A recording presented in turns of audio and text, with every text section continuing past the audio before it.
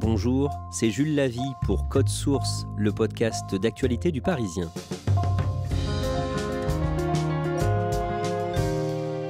Le vent a tourné pour Camilla Parker Bowles, la seconde épouse du prince Charles.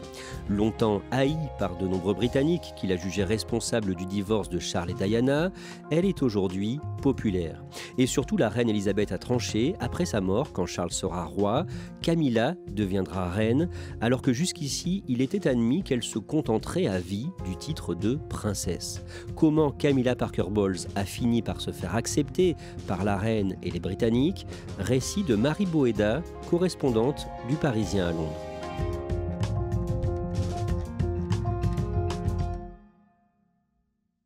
Le dimanche 6 février, la reine Elisabeth fait savoir dans un message écrit qu'elle souhaite qu'après sa mort, le moment venu, Camilla, l'épouse de son fils Charles, soit connue comme reine. Marie Boéda, très vite, cette info fait la une en Grande-Bretagne. Oui, le lendemain, tout le monde en parle, de la presse à scandale, au quotidien plus sérieux. Her message to the nation, clear. When, in the fullness of time, my son Charles becomes king, she writes, Camilla will be known as Queen Consort as she continues her own loyal service. Le Sunday Telegraph écrit « La reine Camilla obtient l'approbation royale ». Ça prend presque la place des 70 ans de règne d'Élisabeth. Cette lettre, elle clôt le débat et crédibilise un peu plus Camilla aux yeux des Britanniques. Et d'ailleurs, l'annonce a été plutôt bien accueillie. Et Camilla sera reine consort. Consort, ça veut tout simplement dire reine en tant que femme du roi, contrairement à Élisabeth, par exemple, qui est devenue reine à la mort de son père. Marie Boéda, pour bien comprendre pourquoi cette information fait autant parler en Grande-Bretagne, on va résumer aujourd'hui la vie de Camilla Parker Bowles. Son nom de naissance, c'est Camilla Rosemary Shand. Elle est née le 17 juillet 1947 à Londres, dans une famille fortunée. Oui, sa mère, Rosaline Cubitt, vient de l'aristocratie et son père, Bruce Shand, est marchand de vin et militaire de carrière. Il est major de l'armée britannique. Camilla passe son enfance dans une grande maison dans le Sussex, dans le sud-est de l'Angleterre. C'est une enfance heureuse. Camilla aime le sport, la chasse, l'équitation. Elle est sociable. Une de ses biographes écrit d'elle qu'elle n'a pas vraiment d'ambition, qu'elle n'aimait pas l'école. Son but, c'était de se marier, avoir une maison et vivre à la campagne avec ses enfants, ses chevaux et ses chiens. Elle est présentée pour la première fois au prince Charles en 1970, quand elle a 23 ans, lui en a 22. Racontez-nous cette rencontre. Ça se passe sur un terrain de polo à Windsor. Camilla est en fait déjà fiancée, mais elle a découvert qu'il lui était infidèle. Et les spécialistes aiment raconter que c'est le coup de foudre, surtout pour Charles. Ils se découvrent assez vite des points communs, l'équitation, la chasse. Ils ont le même humour.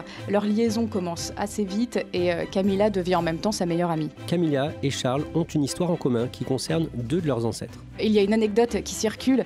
Camilla aurait abordé le prince Charles pour la première fois en faisant allusion à son lien de parenté avec Alice Keppel, la maîtresse officielle d'Édouard VII, roi au début du XXe siècle. Donc les premiers mots de Camilla à Charles auraient été « Savez-vous que mon arrière-grand-mère était la maîtresse de votre arrière-grand-père ?» Amusant, n'est-ce pas ? Et donc les deux deviennent rapidement complices, mais Camilla va se marier avec un autre homme donc. Oui, c'est en 1973 avec Andrew Parker Bowles, dont elle gardera le nom.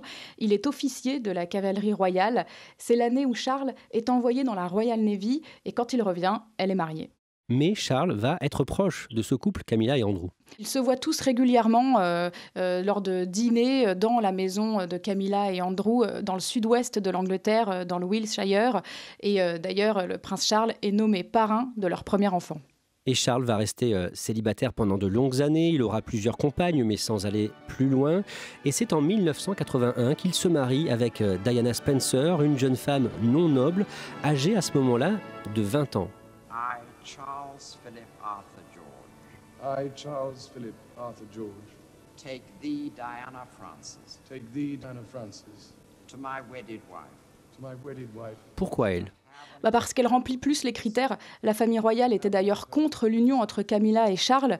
Camilla est catholique, d'un moins bon rang, a 1 an de plus que Charles, alors que Diana est jeune, elle a 13 ans de moins que Charles, donc aucune expérience, elle est photogénique, ce qui n'est pas le cas de Camilla. Et contrairement à sa rivale, Diana n'a jamais été mariée, n'a pas eu d'aventure avant son mariage. Selon les historiens, la future épouse de Charles doit être vierge et sans passé, même si lui ne l'était pas. Malgré son mariage, Charles va continuer à voir Camilla. Il a notamment un manoir, Highgrove House, pas très loin de là où elle vit. Il se trouve que Highgrove est à 20 minutes en voiture de la maison de Camilla. En 1986, Charles décide même de s'y installer, tandis que Diana reste à Londres. Donc l'histoire d'amour n'a jamais vraiment pris fin. Camilla aime organiser des dîners, des fêtes chez elle. Elle invite Charles très souvent. En 1992 est publiée une biographie de la princesse Diana, livre écrit à partir d'entretiens avec elle. Et il contient plusieurs informations intimes, par exemple un épisode qui est arrivé à Diana 2 jours à peine avant son mariage avec Charles. Oui, elle a commencé à avoir des doutes avant le mariage sur l'amour de Charles pour Camilla. Elle découvre à ce moment-là dans une boîte un bracelet en or sur lequel sont gravées les initiales FG pour Fred et Gladys, les surnoms que se donnaient les 2 amants. Sauf que Diana était au courant de ce code. Diana demande des explications à Charles à ce moment-là, après avoir découvert ce bracelet. Qu'est-ce qu'il répond ? Alors il lui répond que c'est un cadeau d'adieu pour Camilla et qu'il en a fait d'autres pour ses anciennes petites amies. Elle raconte aussi dans le livre que lors du mariage avec Charles, la seule personne qu'elle a fixée pendant la cérémonie, c'était Camilla. Elle espérait tellement que leur relation cesse un jour. Et à la sortie de ce livre, le monde de Camilla est totalement bouleversé. Elle est traquée par la presse, harcelée par des lettres de haine et ce n'est pas fini. En janvier 1993, Charles et Diana sont déjà séparés, mais pas encore divorcés, et un quotidien à scandale dévoile des enregistrements audio de conversations privées entre Camilla et Charles. Oui, c'est ce qu'on appelle le Camilla Gate. C'est sûrement un des coups les plus durs pour elle. C'est la plus grande intrusion dans sa vie privée. Ils sont tous les 2 au téléphone, ils rigolent. Les 2 amants parlent de leurs désirs l'un pour l'autre. Et au bout d'un moment, Charles dit qu'il aimerait vivre dans le pantalon de Camilla. Comme ça, ils seraient tout le temps ensemble. Et alors là, Camilla lui répond en riant donc tu voudrais te transformer en culotte. Et lui, il dit oh que Dieu ne pardonne en tampax. Et tout ça évidemment en riant au téléphone, mais c'est publié et ça fait très mauvais effet. Ah oui, cette blague particulièrement passe très mal dans l'opinion publique. Beaucoup de personnes trouvent que c'est obscène. C'était une conversation privée qui n'aurait jamais dû se retrouver dans les journaux. Le lundi 20 novembre 1995, une interview exclusive de Diana est diffusée par la BBC. Diana se livre et elle évoque la liaison entre son mari et Camilla. Oui, elle est dans le salon de sa résidence à Kensington, à Londres, et elle règle clairement ses comptes avec le prince de Galles et Camilla. On comprend que leur histoire d'amour l'a brisée. Elle dit que ça l'a rendue boulimique, dépressive. Elle a tenté de se suicider. C'est dans cette interview qu'elle prononce la fameuse phrase « Nous étions 3 dans ce mariage ». Do you think Mrs. Parker Bowles was a factor in the breakdown of your marriage? Well, there were 3 of us in this marriage, so it was a bit crowded. C'est la première fois qu'un membre de la famille royale se livre autant publiquement et cette interview est regardée par 23 millions de Britanniques. Aujourd'hui encore, c'est le moment de télévision le plus marquant du pays. Charles donnera sa version, mais Camilla est la seule à être restée silencieuse. Mary Boeda, à ce moment-là, Camilla est détestée en Grande-Bretagne et les médias ne l'épargnent pas. Oui, c'est elle qui prend tout. Charles est plutôt protégé car c'est le futur roi. Diana est très populaire et Camilla est prise pour cible. On la traite de sorcière, de briseuse de couple. Elle est tenue responsable de l'échec du couple. On parle d'elle comme la femme la plus haïe d'Angleterre. La presse écrit qu'elle est paresseuse, irascible, qu'elle fume comme un pompier, qu'elle est vulgaire.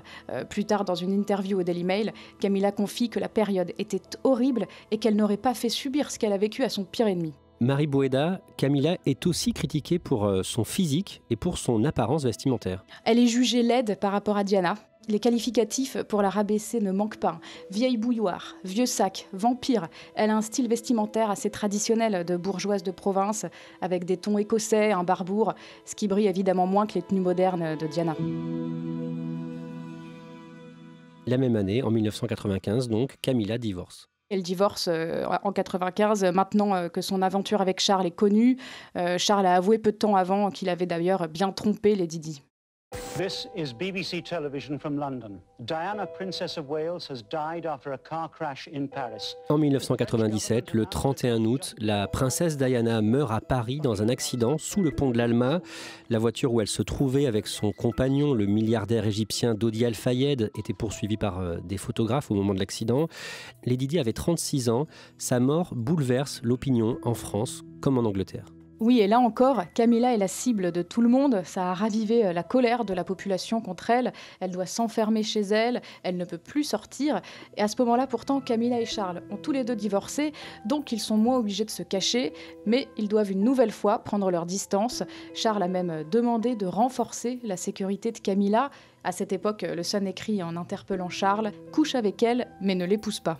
Ça veut dire que Camilla est jugée indirectement responsable de la mort de Diana, c'est ça ? Comme on la tient responsable de l'échec du couple, elle est par conséquent la cause du malheur de la princesse, on la tient responsable aussi de la mort de Diana. Camilla et Charles ne se sont donc jamais réellement séparés et 17 mois après la mort de Diana, ils rendent publique leur union. Le 28 janvier 1999, ils se montrent devant les journalistes et les photographes à Londres, devant un grand hôtel. The Prince of Wales and Camilla Parker Bowles seen together in public. Ça se passe devant le Ritz, c'est un jeudi soir, il fait froid, Charles a un costume bleu foncé et elle est habillée en noir. L'apparition est fugace, mais tout est bien orchestré devant la presse mondiale. Il y a plus d'une centaine de personnes. Charles veut montrer que la présence de Camilla dans sa vie est non négociable. Quite brief really, out of the doors, down the steps, into the car and driving away. Le palais du prince Charles, Clarence House, met en place une stratégie de communication pour réhabiliter Camilla et le couple mène à partir de là une vie discrète. Oui, on les voit peu ensemble en public. Il y a très peu de photos qui circulent. L'objectif, faire accepter la place de Camilla sans brusquer l'opinion publique. Elle accepte de changer, elle maigrit, elle finit par arrêter de fumer, alors qu'on pouvait lire qu'elle allumait une cigarette tous les quarts d'heure. En 2005, le 9 avril, Charles épouse Camilla dans l'une des résidences de la famille royale britannique, le château de Windsor, à l'ouest de Londres. Et il y a d'abord eu une cérémonie civile, puis une bénédiction à la chapelle Saint-Georges de Windsor. Ça se passe 35 ans après leur première rencontre. Une ombre au tableau. La reine et le prince Philippe n'assistent pas à l'union civile, car pour la reine, c'est contraire à son rôle de chef de l'Église d'Angleterre. Charles est divorcé et il épouse une femme qui a aussi divorcé, mais elle décide de se faire appeler duchesse de Cornouailles et pas princesse de Galles, alors qu'elle le devient automatiquement en tant qu'épouse du prince de Galles. C'est par respect pour la mémoire de Lady Di. Le but, ne pas froisser une partie du public encore en colère contre elle. Et il est convenu que quand Charles deviendra roi, elle prendra le titre de princesse consort et pas de reine consort. Piers, this is the moment, isn't it? This is the picture everyone wants to see. Most extraordinary picture. There's the Queen, Charles and Camilla. The picture none of us in the media ever thought we'd see on their wedding day. Quite amazing. Donc Camilla est censée ne jamais devenir reine consort, c'est bien ça ? Oui, c'est ça, parce que Camilla est la deuxième épouse de Charles. Normalement, Diana aurait dû devenir reine consort. Et comme la population est encore très attachée à Diana, pour ne pas mettre en colère et ne pas brusquer l'opinion publique, il est décidé que même quand Charles deviendra roi, Camilla ne prendra jamais le titre de reine consort. Dans les années qui suivent, Camilla s'investit dans de nombreuses bonnes œuvres. Elle est la marraine d'une centaine d'organisations caritatives. Elle a même repris des patronages de la reine elle-même, ce qui montre que la monarque a finalement confiance en elle. Elle est connue pour son implication dans la lutte contre l'ostéoporose. Sa mère et sa grand-mère ont été touchées par cette maladie à la fin de leur vie. Elle s'est exprimée aussi l'année dernière à Londres sur les violences sexuelles lors d'un festival et s'est engagée plus globalement dans la lutte pour le droit des femmes. Elle réussit à se faire apprécier des fils de Charles, les princes William et Harry. Au départ, il semblerait qu'elle ne s'est pas imposée, mais quelques mois après le mariage, en 2005, pour ses 21 ans, Harry s'exprime dans une interview sur sa belle-mère. Il dit « William et moi l'aimons à la folie. Non, ce n'est pas la méchante belle-mère », ajoute-t-il, et il explique qu'elle rend heureux son père. Camilla aurait aussi aidé Kate, la femme du prince William, à s'intégrer lorsqu'elle est arrivée dans la famille, et aurait fait pareil pour Meghan Markle. Elle s'occupe aussi beaucoup des petits-enfants de son mari, comme si c'était les siens.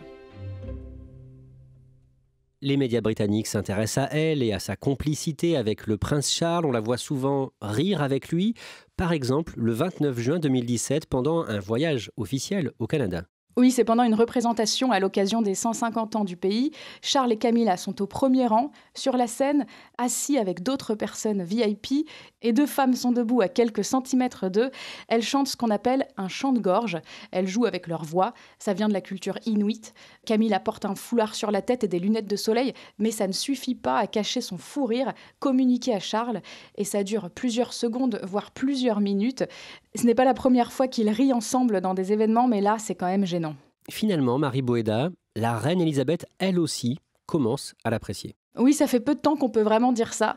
Pendant longtemps, les relations étaient glaciales. Certains spécialistes racontent qu'au départ, la reine ne voulait pas être dans la même pièce que Camilla. Sa relation avec son fils a été trop scandaleuse à plein d'égards pour elle. Rien de personnel a priori, mais ça faisait tâche. Elle a finalement appris à la connaître, à l'apprécier. Elle s'est rendue compte de son importance pour Charles et elles ont des points communs, l'amour des chevaux, des chiens, de la chasse et de la campagne. On disait tout à l'heure qu'elle était attaquée sur son physique, jugée beaucoup moins belle que Lady Di. À ce niveau-là, comment est-ce qu'elle a évolué au fil des années en prenant de l'âge ? Alors maintenant, on parle de ses belles tenues, on dit qu'elles sont chic. Son style s'est perfectionné au fil des années, robe plissée, veste en tweed, collier de perles. On peut lire qu'elle a un style traditionnel et sophistiqué. Elle est bien entrée dans son rôle et joue le jeu. Et la presse est aussi bien plus clémente, plus personne ne la compare à Diana. Et on dit même qu'elle est un modèle pour les septuagénaires. Mary Boéda, on en vient aux événements les plus récents. Fin 2021, en décembre, la reine Elisabeth la distingue. Dans un communiqué officiel de Buckingham qui date du 31 décembre, on apprend que Camilla rejoint l'élite de l'ordre de la Jarretière pour service rendu au souverain. C'est le plus ancien et le plus prestigieux des ordres de chevalerie de Grande-Bretagne. C'est une décision personnelle de la reine qui place Camilla au même rang que ses enfants. On en revient au début de cet épisode. Le dimanche 6 février, la reine Elisabeth publie un message à l'occasion de son jubilé de platine, ses 70 ans à la tête de la monarchie britannique. Que dit-elle précisément concernant Camilla ? Elle parle de son souhait sincère que Camilla devienne reine consort. Elle souligne le travail loyal de la duchesse. On voit bien qu'elle a aujourd'hui toute sa place dans la famille royale. Comment réagit le palais du prince Charles après cette annonce de la reine ? Il a publié une déclaration dans laquelle il écrit que ce souhait est un honneur pour lui et pour Camilla. Lui, c'est ce qu'il a toujours voulu. En revanche, pas de commentaire public des deux princes William et Harry. Selon un historien, Robert Lassé, Harry et William ne souhaitaient pas que Camilla devienne reine consort. Mary Boéda, Camilla, elle est aimée des Britanniques aujourd'hui ? Oui, on peut clairement dire qu'elle est aujourd'hui aimée des Britanniques, même si ça a mis un peu de temps. Au début, quand même, elle a été ennemie publique numéro 1 et maintenant, elle est la future reine consort. Elle a su parler à la population lors de ses déplacements, la faire rire et elle a toujours été aimable avec la presse. La presse, elle, pour le coup, n'a pas été aimable avec elle pourtant au début. Et finalement, le fait qu'elle soit passée par toute cette haine, qu'elle ait tenu bon, force l'admiration aujourd'hui. Elle ne s'est jamais plainte, elle ne s'est jamais épanchée dans la presse. C'est un peu son côté royal, never complain, never explain. Et ça plaît beaucoup à la population britannique.